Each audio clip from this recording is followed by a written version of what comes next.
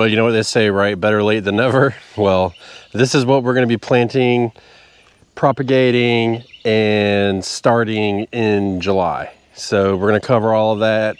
And I am a little bit late, but there is a reason behind that, and that's because basically it's been too hot to really be starting stuff, and we're just kind of waiting. But now we're in the mode and we're starting to seed more and do more like that.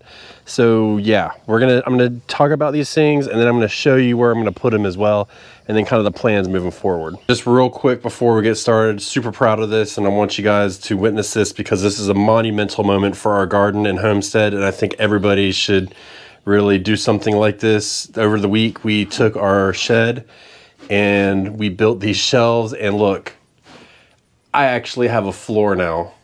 It's crazy. It is amazing what a little bit of organization will do for you. So yeah, but anyways, off to the planting.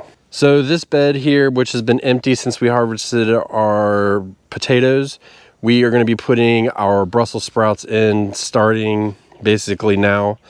And then moving forward, every couple of weeks, we're going to be putting another row in. It's just going to kind of set us up for what we hope to be a continuous harvest of this. And I'm super excited to get that bed planted.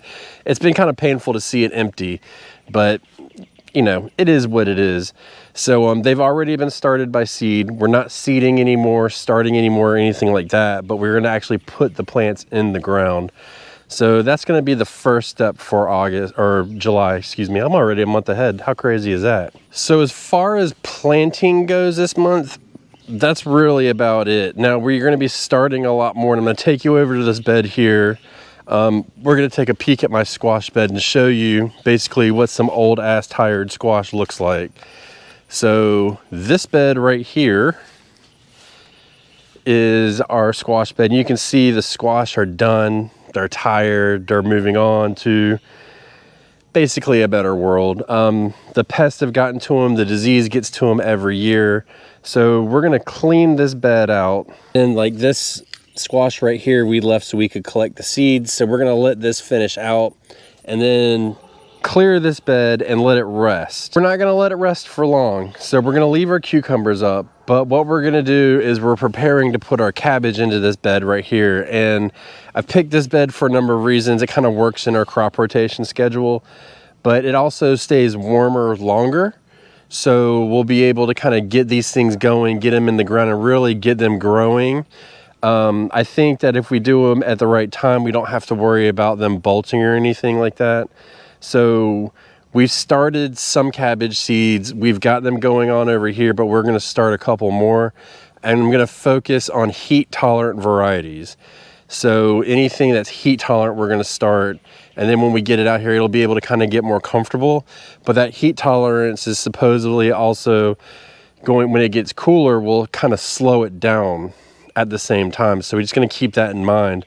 But we're going to try and let this bed sit empty for about, I'd say 3 weeks to a month. It'll just kind of, we'll mulch it, feed it, and let it sit.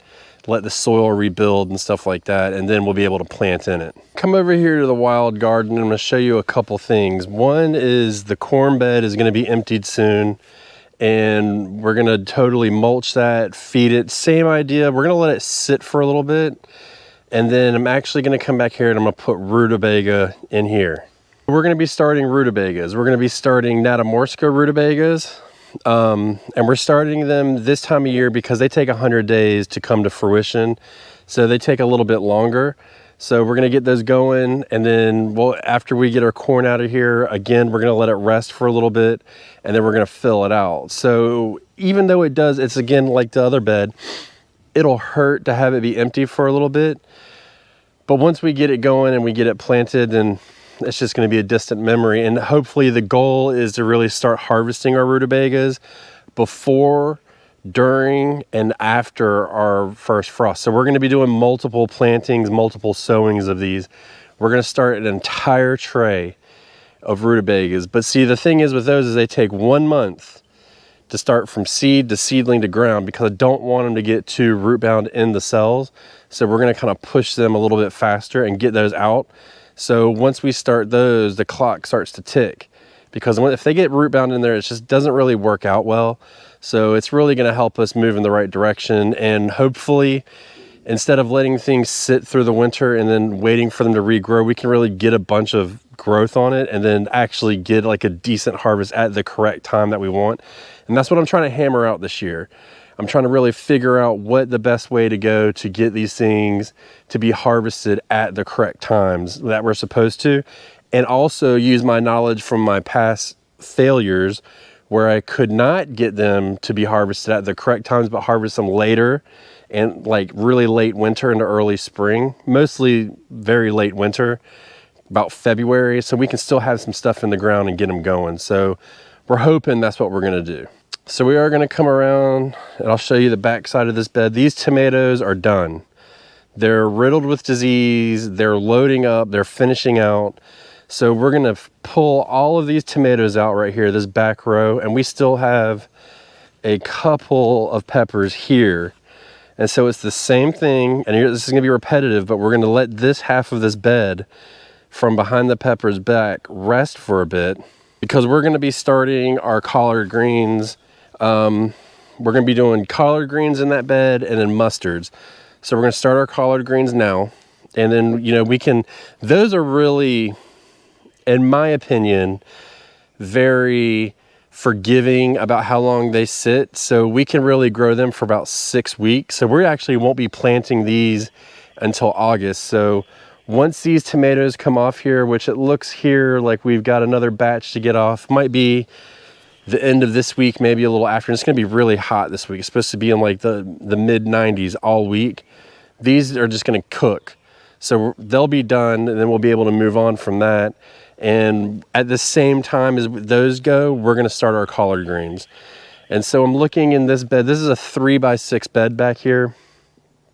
So we're looking, and this is gonna be a multi-purpose bed. So I know if you've been watching this channel for a while, you've been listening to the Backyard Gardens podcast, you know that I've been talking a lot about monocropping, and I do like to do that, but I don't need 18 collard green plants. So we're gonna put a back row in of collard plants. We'll put 6 plants in there, and that will be way more than I need for the year. So we're gonna get that going, and then we'll put another row of mustard up, and then the last row we'll probably end up putting, where the peppers are, we're gonna end up putting lettuce in the final row and let that grow out. But that's what that bed's gonna be used for. So collard greens, and then after that we're gonna start mustard greens. So you can see we've got a theme going on here, right? So this bed here is carrots in the back, and then unfortunately it's the lima beans that I don't really like the way they're growing, but we're just gonna let them run for right now. I really want to see how they're doing.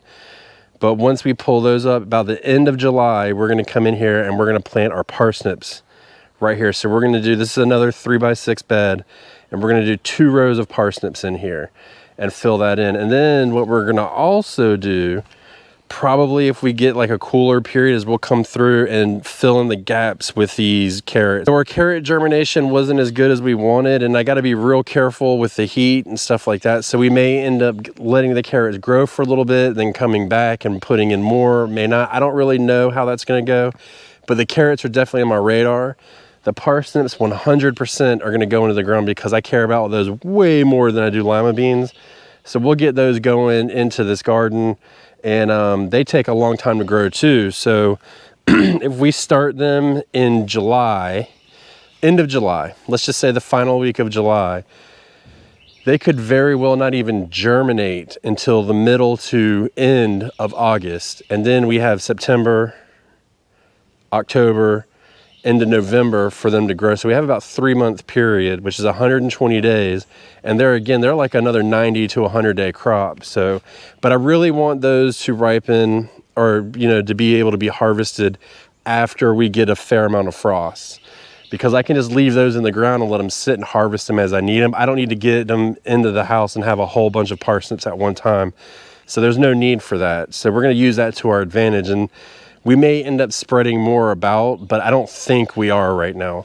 So parsnips is another one, and possibly carrots. All right, so this bed back here is all sweet potatoes, all of them. And even though we're not gonna harvest them, and usually I harvest them the first week of September, if it gets into like the last week of August and we start to get some kind of like hurricane or something coming, like major rain events, then I can come out and harvest them. But right now I really want to just let them keep growing. They're doing fantastic right now. They're all flowing out. They're just doing really, really good. So we're going to leave those for right now, but we're going to start more broccoli to put in. So this is going to probably, I'm 90% sure, going to be our broccoli bed. So we're going to put broccoli in here. And so that means I'll do another sowing of broccoli. I'll start some more seeds just in case I sell out of the other ones, or we don't, you know, there's some kind of issue, then we'll have some more on reserve to get those in.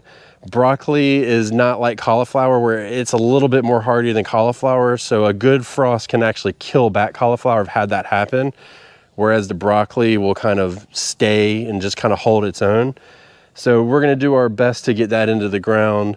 And again, if we can time it right, and if we start them about the last week of July, let's say the middle of July. So I'm kind of jumping around on this one, which I apologize for. This is how summer plantings go. If I started it in the middle of July, then about the middle of August, we would have small enough plants where we could get them in. So that would work out in our favor. Now we've started some broccoli already, and I did a little bit early because I wanted to test it out. But we're going to see, and again, we have three kinds. This is a hybrid versus heirloom test for those two. So we have Calabrese broccoli, and then we have Green Magic and Imperial broccoli, I believe it was. And the two are heat tolerant, supposedly. So we'll see how that goes, but that's what we're going to try and put into the sweet potato bed after they grow. If we have to, we might have to change our minds a little bit and work around it based on when the sweet potatoes come out and the maturity of the broccoli. But either way, we would still start some more broccoli. This squash totally bit the dust recently, and we're really okay with that. So we're gonna pull that up, and I'm probably gonna direct sow some zucchini in here. The only thing I might do a spattering throughout the garden of some zucchini plants, fill in any gaps or anything like that. Definitely containers, just because I still feel like we have time, and I don't really want to grow any more yellow squash. I mean, to be honest with you, I'm basically totally done growing yellow squash. I just don't enjoy eating it. So we're going to try and get rid of that and just start putting in zucchini plants and see how that works for us. These things will really, you know, we should have plenty of time to come through and get them to grow. And that way we can really get them started. And if it's July now, we have August, September, and October. So we have 120 days from, we should be able to, in theory, get enough of these time for the zucchini to grow and start to harvest it well before frost. And then we can look into putting some of these rogue plants in here, like maybe a leftover cabbage or a broccoli or something, like put those into some of these containers that we have around here and just get them moving in the right direction. So we have a lot of options here. Last thing that I might start the last week of July would be turnips. And I'm actually not gonna plant them in my main garden this year. I'm gonna plant them in my greenhouse this year. So I went to a farm early spring and they were selling turnips that were like this big. And I was like, man, I think I've missed the mark. So I was gonna write them off, but I wanna try and give it a try. And I think it'll work good in the greenhouse because they're a quicker crop than rutabagas, even though they have a very similar taste, not the same, but similar. So we're gonna give that a shot. And before we move on to what I'm propagating this month, I would like to just say, you know, if you have a garden and you've compartmentalized it like this, like I have, with different garden beds or maybe different sections of a garden bed or something, then it's a lot easier to plan out how you're gonna plant stuff for fall and whatnot. And it does hurt to have it empty. I'm not gonna lie, but if you don't plant in fall, or you do, I mean, if you don't plant in fall, you're missing out on what I think is one of the greatest seasons to plant. It's a little bit more tricky because you have that hard stop of when things will die, but we're starting to get into these temperature appropriate crops. So I urge people to give it a try and see what you can get out of your fall garden, because I think you'll be pleasantly surprised. If you guys are watching this and you've grown anything in the fall or something you've had really good luck with, or anything like that, like definitely comment below, because there may be people that are watching this that have never tried to grow something in the fall, And so they may be kind of confused about it, and I think hearing from you guys will help them. But let's look at stuff that we're going to be propagating in July. And I mean, it can kind of go either way, but you know, it's not a lot of vegetables, I will tell you that, but we still want to start planning for next year, right? So we want to go around and we want to make some propagation, some free plants to keep planting in the coming years. So not only is there propagating, but there's also collecting seeds. And this salvia here, I want to collect seeds from. So what we're going to do is we're going to deadhead them. And I mean, it's as simple as just pulling off the dead stuff. And when it grows into a shoot, I'm going to try and catch the seeds so I can plant them in other places. Not to mention let it reseed itself. It doesn't always have to be some super crazy like science experiment of when you're going to plant something or propagate or anything like that. It can just be as simple as collecting seeds. You know, for example, in this garden bed behind me, so this bed's been a struggle. You can see we have a few echinaceas on it, which is good. And what we did is we planted echinaceas. If you look at the flower here and you look here, all of this echinacea that we had let grow and go to seed, and now it's regrowing. And so we want to continue to do the same thing and just let them fall. I want to protect these with my life, because it's so much easier to get them to reseed in the winter, let them go through the cold and then come up and they get stratified themselves, versus, oh, look at this, get off there. So, you know, that one's going to seed soon. So we want to definitely keep that trend going here by all means. So no matter what, we want to keep seeds falling, and some stuff we don't want to fall. To be honest, I can't think of anything off the top of my head I don't want to reseed, but I'm sure there's something. Now, if we come over here by my porch, we've got this huge lantana bush, and so I'll keep propagating these. I do want a couple more of these. I've got some propagated, but I want to do more, and this is like last call for propagations for the year, so we still have time. We'll do this because I need to cut it so you can see how it's kind of growing out of the bed. So we'll go ahead and shave all that right there, and then we'll propagate lantana, rosemary, and then also the lemongrass we're going to pull some from, and we're going to have them grow as well. So all you do for that is you just dig up the roots and you plant them, but we're going to try and do some of that, put them in a pot, and then next spring we'll be able to plant them somewhere. Those are all good viable options for that.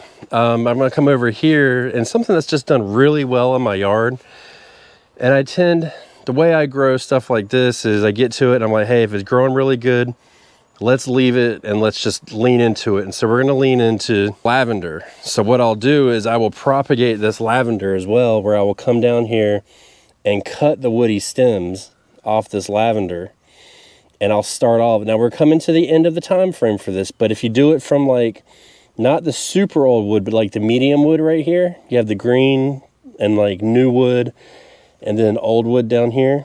We want to use this medium wood.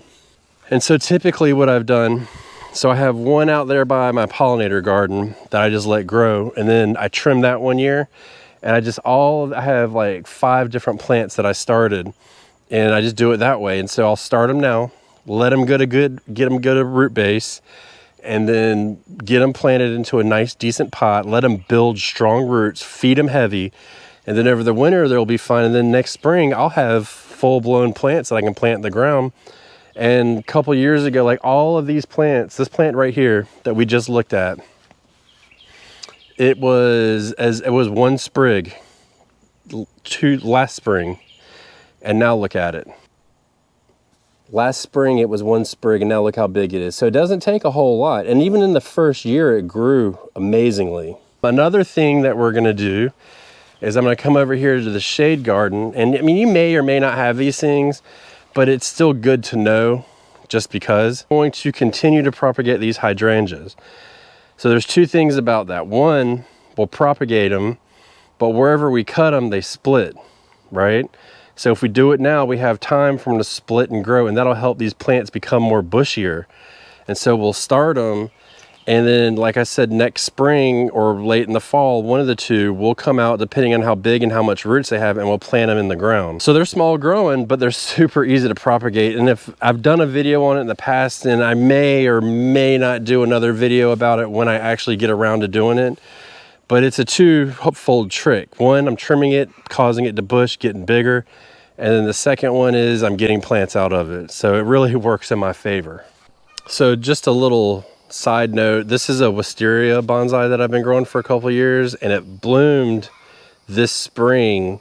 And so I removed it, put it in this box, and there's a lot to it, but don't worry about that. The fact is you only grow this for the blooms. And I just wanted to give you a little preview. It's like giving a rogue bloom because it got stressed, but just that little one's so beautiful. It smells so good. I cannot wait until next spring. Hopefully this thing is going to bloom out totally. That's going to be an amazing tree when it blooms out, I'm here to tell you. Otherwise, it looks like crap with the leaves on. So you only grow it for like that one time period. So I apologize, but if you're new, I am in zone 8A in North Carolina. And that usually will help people. And you can adjust these time frames forward or back based on your zone. So I hope that helps. But what I really do these videos for about what we're planning in these months, and I'll continue to do these. That's my total goal, is to continue, and hopefully at the beginning of the month, but it's to show you that we're always forward thinking in the garden, not getting wrapped up in the moment of like right here and right now, especially in the summer when everybody thinks it's like the height of the growing season, but in all reality, I don't think it is. I think it's just a sidebar. And in my area, I mean, if you guys are in the South, like, you know, it can be very hard to grow this time of year. I mean, 94 degrees, which is what it's going to be tomorrow. That's why I'm out here in the clouds today, is brutal. It's really brutal on a plant. So just think about those nice, cool, even days. I mean, you know, we'll have days where it's 65 degrees in the daytime and 55 at night. I mean, how perfect is that for growing? So, you know, we're always thinking forward and moving in the right direction. And I think once we start doing that, I know once I started doing that, I was able to get my production up. So as of right now, we're back to, we haven't bought produce really at the store, maybe a couple odd and end things, but nothing major. I'd say in about 6 weeks. And so we're out of squash now. We've got a couple more inside. So we may end up buying a couple of those, but we're getting tomatoes and peppers now and cucumbers. We're starting to get our green beans so you can see how we flow. And I mean, look, if this isn't something to say about these sweet potatoes, we might be good to go. You know what I'm saying? Redemption is a beautiful, beautiful thing. Goodbye.